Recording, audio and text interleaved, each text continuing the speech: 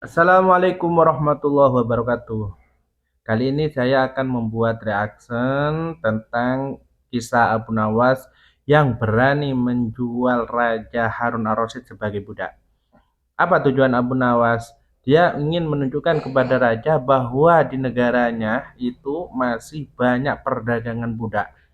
Seperti apa tanggapan beliau? Yuk kita simak sampai selesai.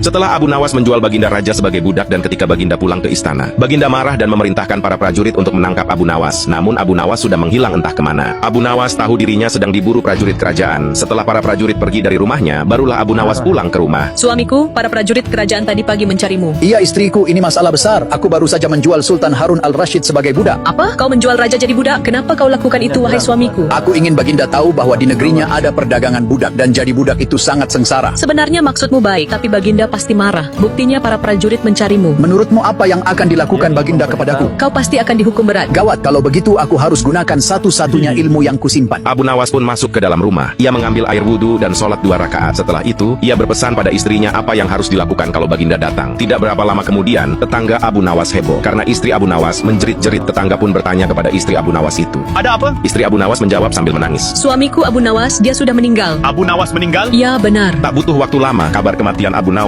menyebar ke seluruh penjuru kota. Baginda pun kaget mendengar kabar itu. Kemarahan Baginda mulai berkurang. Baginda mengingat bahwa Abu Nawas adalah orang yang paling pintar, menyenangkan dan menghibur Baginda Raja. Baginda pun berangkat ke rumah Abu Nawas bersama beberapa pegawai dan tabib istana. Setibanya di sana, tabib segera memeriksa tubuh Abu Nawas. Dan setelah diperiksa, tabib memberi laporan kepada Baginda bahwa Abu Nawas memang telah meninggal beberapa jam yang lalu. Baginda menatap tubuh Abu Nawas yang terbujur kaku. Ia merasa sedih dan air matanya menetes. Lalu ia bertanya pada istri Abu Nawas. Adakah pesan terakhir dari Abu Nawas untukku? Ada paduka yang mulia. Katakanlah. Suami hamba Abu Nawas memohon agar Baginda memaafkan semua kesalahannya dunia akhirat di depan rakyat. Baiklah kalau itu permintaannya. Jenazah Abu Nawas lalu diusung dengan keranda. Baginda mengumpulkan seluruh rakyat di tanah lapang. Di hadapan mereka Baginda berkata, Wahai rakyatku, hari ini aku Sultan Harun al-Rasyid memaafkan segala kesalahan Abu Nawas, baik di dunia maupun di akhirat. Kalian semua adalah saksinya. Tiba-tiba dari dalam keranda yang ditutupi kain hijau terdengar suara lantang. Syukur. Semua orang panik. Pengusung jenazah pun dibuat kaget. Rakyat yang hadir pun lari ketakutan. Sebagian terjatuh dan terkilir. Tiba-tiba Abu Nawas bangkit dari keranda dan berjalan ke arah Baginda. Abu Nawas yang saat itu menggunakan pakaian putih membuat Baginda ketakutan. Kau ini mayat hidup atau masih hidup? Hamba masih hidup, wahai Baginda. Hamba mengucapkan terima kasih atas pengampunan paduka yang mulia. Jadi kau belum mati? Belum, wahai Baginda. Justru sekarang hamba merasa sangat lapar dan ingin segera pulang. Kurang ajar. Ilmu apa yang kau pakai ini? Ilmu dari Maha Guru Sufi, guru hamba yang sudah meninggal dunia, wahai Baginda. Ajarkan padaku ilmu itu. Maaf Baginda, ilmu itu hanya bisa dilakukan oleh guru hamba. Hamba sendiri tak bisa mengajarkannya. Dasar pelit, Kata Baginda menggerutu kecewa.